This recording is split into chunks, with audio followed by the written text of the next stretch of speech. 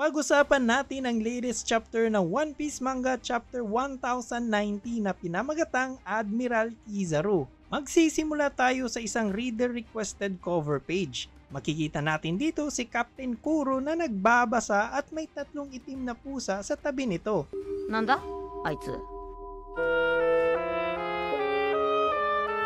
Kung natatandaan nyo si Captain Kuro, siya ang captain ng Black Cat Pirates. Well, last time nakita natin siya ay isa pa itong pirata. Wala na tayong masyadong update sa kanya kasi hindi na to lumalabas sa manga o sa anime. Nagpapatuloy pa ba siya sa pagiging pirata? Pero sa tingin nyo makikita pa ba natin si Captain Kuro pati na ang mga nakalaban nila Luffy sa East Blue? Ano sa tingin nyo?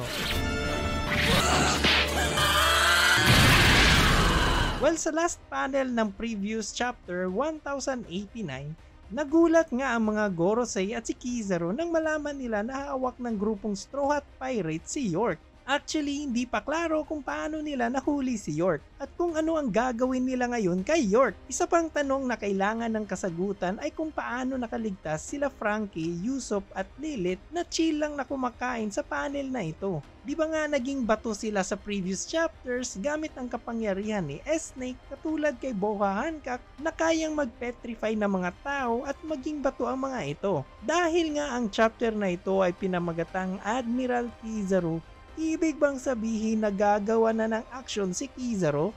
May magaganap na kayang rematch between kay Kizaru at Luffy? Pag-usapan natin yan sa videong ito. Sinimulan nga ni Luffy ang chapter na ito gamit ang Denden Mushi. Nagpakilala ito sa mga Gorosei na ang kinakausap nila ngayon ay hindi na si York, kundi si Monkey D. Luffy ang taong magiging Pirate King. Ore wa Monkey D. Luffy. Kaizoku ni naru otoko da! Dagdag pa nito, nakaalyansa nila ngayon si Dr. Vegapunk at nagbanta si Luffy na i-withdraw ang mga marine fleet na nakapaligid sa Egghead Island kung gusto ng mga Gorosei na walang mangyari sa buhay ni York. Si York naman ay umiiyak sabay sigaw na sagipin siya.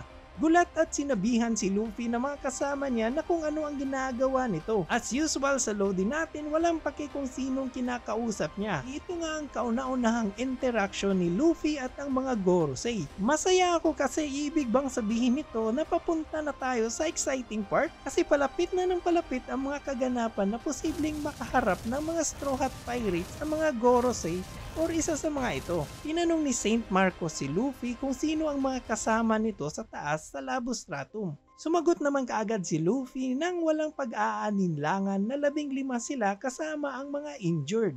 At sinabihan naman kaagad ni Robin si Luffy na wag nang magsalita pa at binaba na nila ang tawag. Dagdag pa ni Robin na makakakuha lang ng mga impormasyon tungkol sa status nila ang mga Gorosei kung patuloy itong si Luffy na kakausap sa kanila. Sabi pa ni Luffy, tama nga naman si Robin, pero dugtong nito, sapat na ba daw yun para i-withdraw nila ang kanilang mga marine warships? Galit at sinabihan ni Usopp si Luffy na hindi ito mangyayari. Nakakatawa talaga itong si Luffy. Punta tayo kay Saint Saturn. After marinig ang mga sinabi ni Luffy, nakaisip agad ito ng plano. Una ang safety ni York. Pangalawa ang records at mga impormasyon sa utak ni Vegapunk. At ang pangatlo ang power plant na kailangan nila para magawa ang Mother Flame. At pwede nang mawala lahat, wag lang ang tatlong ito. Alam naman natin na nasa kay Vegapunk lahat ng mga impormasyon sa buong mundo kasama dito ang tungkol sa Void Century. Kaya ganon ito kaimportante na makuha ng mga Gorosei. Dito pinapakita ni Master Oda kung ano talaga ang totoong kulay ng world government. Wala itong pake sa mga tao. Ang importante lang sa kanila ay maprotekta ng kanilang sariling agenda at pawang kasinungalingan lang ay pinahahayag nito sa buong mundo. Mabuti na lang ay nakikinig din pala itong si Big News Morgan sa kanilang usapan. Kahit na maging successful itong pinaplano ni Saint Saturn ay malalaman din ito ng buong mundo kung ano talaga ang totoong mangyayari sa Egghead Island, kina Straw Hat Pirates, Vegapunks at ang world government. Dahil sa mga nasabing priorities sa plano ni Saint Saturn, nag-alala si Vice Admiral Doberman na nasa loob pa ang grupo nila Rob Lucci at ang iba pang mga Cyberpol agents. Pero sabi ni Saint Saturn, ino-consider lang nito ang mga worst possible na mangyayari at unahin kung ano ang mas importante sa kanila. Dagdag pa nito na ang mga tao ay walang pinagkaiba sa mga insekto. Kahit na mabawasan ang bilang ng mga ito, darating ang panahon at dadami din ulit ito. At wala na ngang nagawa si Doberman at sumang-ayon na lang ito. Umiyak at sinabi ni York sa lahat na narinig nila na may deal siya sa 5 Elder Stars. Kung sasaktan siya ng Straw Hat Pirates, siguradong mawawala ang Egghead Island katulad ng ginawa ng world government sa Uhara Island. Kakasabi nga lang ni York na wag siyang sasaktan, pinalo ito ni Nami ng kanyang mahiwagang baton at sinisin ito si York sa mga pangyayari. At walang pakisinami kung magsusumbong man ito. Sinabihan naman siya ni Robin na kumalma ito. Kinamusta naman ni Dr. Chopper ang mga sugat ni Robin. Teka lang, bakit injured si Robin?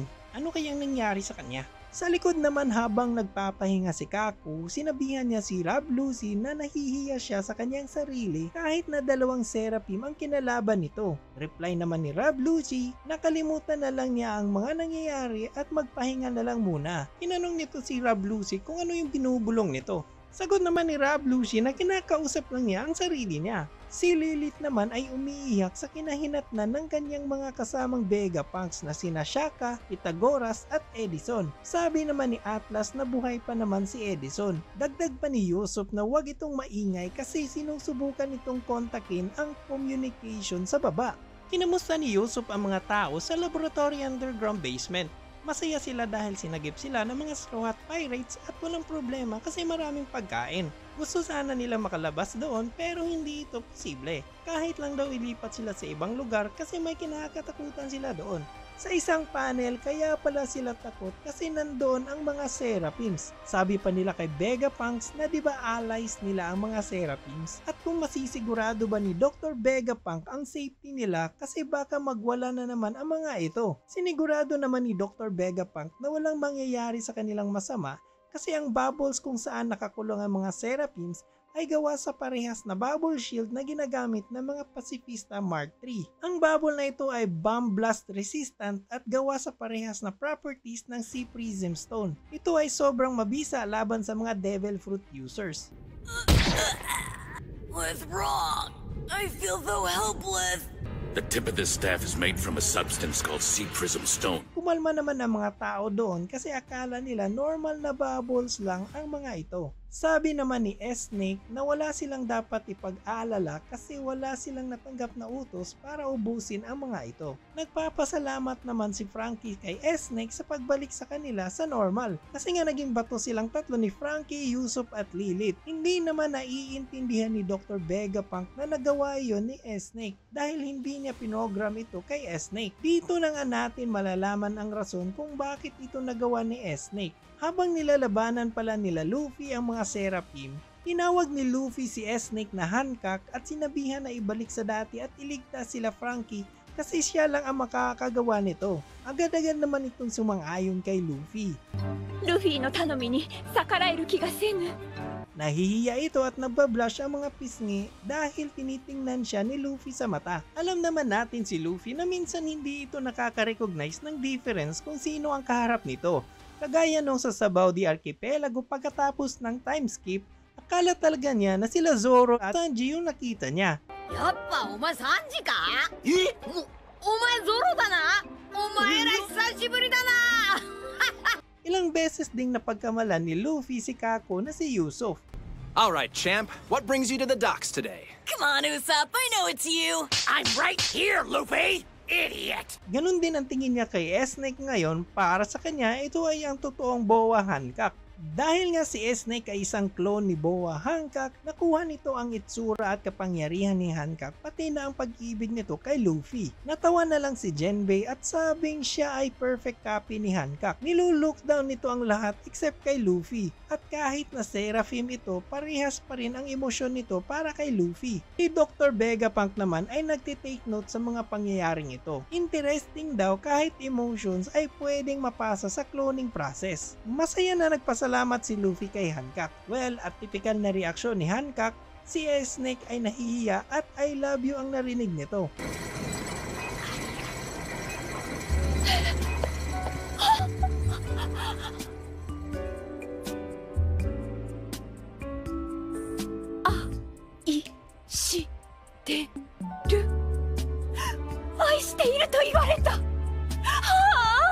Kinausap naman ni Atlas si Stella aka Dr. Vegapunk na kahit na ang communication system nila ay gumagana na, pero hindi pa din nila kayang buksan ang Frontier Dome at hindi sila makakatakas kung hindi nila ma-disable ang barrier. At nagsalita si York na useless lang kahit okay na ang communication system kasi nilock ito ni York at nilagyan ng password. Hindi binahagi ni York ang impormasyong ito sa utak ng ibang Vegapunks at wala itong planong sabihin sa kanila. Dagdag pa nito, ang password at ang world government ang dalawang armor na magproprotekta sa kanya. Tumatawa itong sinabi na nagugutom na raw siya at di mapigilan na magalit ni Lilith kay York. Nag-report si Stassi kay Dr. Vegapunk na napapalibutan ang buong isla ng 100 ships at 30,000 marines. Si Sanji naman ay nag-offer ng kape kay Stassi. Pag nakakakita ng babae talaga itong si Sanji, oh. Struck me like a thunderbolt, igniting my soul. A snack? Ah, thank you.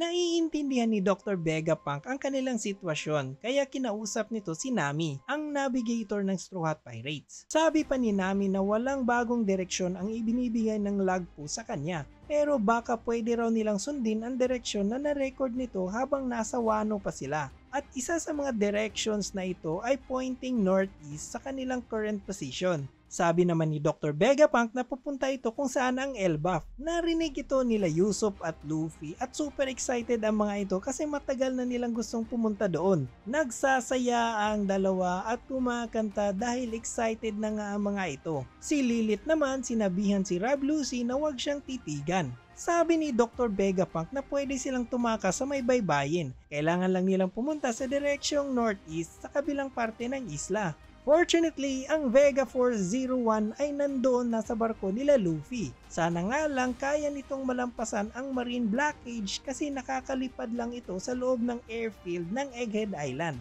At babagsak na ito pagkalampas sa teritoryo ng Egghead Island. Pero walang dapat ipagkabahala, sabi ni Frankie. Si Sunny na raw ang bahala kasi kaya nitong makalipad ng 1 kilometro. Siguro wala na raw makahabol niyan sa kanila. Na-amaze naman si Dr. Vegapunk sa sinabi ni Frankie at hindi ito makapaniwala na ang gasolina nito ay cola lang. Sabi pa ni Atlas na maganda ang plano na nagawa nila pero bago yan kailangan muna nilang i-disable ang Frontier Dome para makatakas. Sabi pa ni York na hindi nila makukuha ang password sa kanya. Reply naman ni Dr. Vegapunk na wag siyang i-underestimate. Habang inahack ni Dr. Vegapunk ang password, inutusan nito si Lilith na siya na ang bahala mag-command sa Vega Force 01 at nagsimula na nga sila sa kanilang plano. Nagmamadali sila para ilipat si Sunny sa kabilang side ng Labu Face kasi anytime pwede nang ma-disable ang barrier. At kung mangyayari yon, pwede na silang makatakas. Pero at the same time, pwede na rin silang atakihin ng mga Marines. Masaya si Lilith kasi first time daw niyang umalis sa isla. Sabi naman ni Frankie na hindi sila aalis para lang mag-picnic. Mamimiss naman daw ni Luffy ang pagkain sa Egghead Island. Nag-agree naman si Bonnie kaya magdadala daw sila ng maraming pizza. Sabi naman ni Luffy na huwag mag-alala kasi marami silang cheese sa barko at pwedeng magluto si Sanji. Nawiwirduhan naman si Luffy kay Bonnie kasi biglang naging masaya ang mood nito. Dahil ina-appreciate ni Bonnie si Sanji na magaling raw itong magluto at malakas sa labanan. Parang nagugustuhan na yata ni Bonnie si Sanji. Ano sa tingin ninyo? At dahil good mood na si Bonnie at naiintindihan na nito ang mga pangyayari, wala na itong planong patayin ang mga Vegapunks. Kasi nga may galit si Bonnie before kay Dr. Vegapunk dahil sa ginawang eksperimento sa ama niyang si Kuma. Sa isang panel, sabi ni Saint Saturn na alam na nila kung anong nangyayari sa loob kasi sikretong nagre-report pala si Rob Lucy sa kanya. Inutos nito na ibahagi ito sa buong Marine Fleet. Sa isang panel, nag-uusap sina Saint Saturn at Admiral Kizaru. Sabi ni Kizaru na mayabang na nagsasalita ang Straw Hat Pirate para linlangin sila sa paniniwalang sila ang may kontrol sa buong sitwasyon. Ngunit hindi nito binabago ang katotohanan na nakorner na sila ng mga Marines na parang mga daga. Tanong ni Saint Saturn kay Kizaru kung kaya ba ni Kizaru pasukin ang barrier since gawa ito sa laser. At si Kizaru naman ay may kapangyarihan ng ilaw. Posible naman daw, sabi ni Kizaru. Kaso nga lang ang Vegapunk na nakabantay sa dome ay kaibigan niya. Ang tinutukoy nga pala nila ay si Sentomaru. Dagdag pa ni Saint Saturn na kailangan lang nitong i-ignore ni Kizaru. Sagot naman ni Kizaru na hindi niya kayang i-ignore ang taong determinadong ipaglaban ang trabaho nitong protektahan ang dome at against ito sa ideals ni Kizaru. Pero dagdag pa ni Kizaru, kung hindi nila aatakihin si Sentomaru, uutusan nito ang mga Mecha Sea Beast weapons at 50 pasifistas under sa command ni Sentomaru para atakihin ang Marine Fleet at magkukos ito ng malaking casualties sa side ng mga Marines. Namumroblema na si Saint Saturn kasi nagiging complicated na ang mga sitwasyon. Tanong pa nito kay Kizaru kung alam na ba nila ang lokasyon ng power plant. Sagot naman ni Kizaru na ipinadala na ni Rob Lucci lahat ng impormasyon na kailangan nila. At pinakita sa panel na ito na naghahanda na ang mga Marines. Sinabihan ng isang Vice Admiral na maghanda na ang mga Rokushiki users kasi malapit na magsimula ang pag-atake. Ang Rokushiki technique ay ang main combat style ng world government agents, particularly ang CP9 at CP0. Bawat user nito ay may kanya-kanyang variation sa kanilang technique. Kagaya kay Kobe, gumamit ito ng Zoro laban kay Luffy. Si Momonga naman gumamit ng Geppo at Shigan naman kay Dalmatian noong kinumpronta nila si Luffy sa Marineford. Ang matandang babaeng Vice Admiral naman ay nagbigay ng order na iligtas at palayain ang lahat ng CP0 agents na nakakulong sa Egghead Island. Ang kalbong Vice Admiral naman ay nag-remind sa lahat ng bombardment units na ang mga bomba nila ay walang epekto sa mga pacifistas at targetin na lang ang mga Mecha Sea Beast weapons. Sa kabilang panig ng isla, dumating na nga sila Luffy kung saan nakapwesto si Sunny at ang Vega Force 01. At eto na, ginamit na ni Kizaru ang Yata no Kagami technique niya. Nakita natin ang technique na to na ginamit ni Kizaru sa laban sa Sabao de Archipelago na nagpapakawala ito ng laser at sa dulo ng laser magte-teleport si Kizaru. Sa isang marine warship, tinira ni Kizaru ang kanyang laser. Dumaan ito sa isang Mecha Sea Beast weapon at pumasok sa Egghead Island. Makikita natin dito si Sentomaru nakangiti at inaabangan si Kizaru, sabay order sa lahat ng pasifista na tapusin lahat ng kalaban. Maghanda ka na Sentomaru, sabi ni Kizaru. Pero handang-handa na itong si Sentomaru, sabay sabing ang depensa niya ang pinakamalakas sa buong mundo. At nag-clash na nga sila Kizaru at Sentomaru. Sa last panel ng chapter na ito, nagulat sila kung saan galing ang ilaw sa ibaba. At gulat na sinabi ni Luffy na may parating na malakas na tao. Nagpipigil lang ba si Kizaru sa kanyang atake kay Sentomaru kasi kaibigan niya ito? Kaya kayang sanggain ni Sentomaru ang atake ni Kizaru sa kadahilan ng malubhang nasaktan nito sa atake ni Rob Lucci sa previous chapter? Ang malakas na tao ba na naramdaman ni Luffy na parating ay si Kizaru nga ba? O may iba pang mas malakas na kalaban na papunta sa direksyon nila? Ano sa tingin niyo ang mangyayari sa susunod na chapter? I-type mo dyan sa comment section at pag-uusapan natin. At doon nagtatapos ang One Piece Manga Chapter 1090 mga ka-anime. Kung nagustuhan mo ang video na ito, huwag kalimutang i-like and share. Malaking tulong din kung pipindutin mo ang subscribe button para di ka mahuli sa next video natin.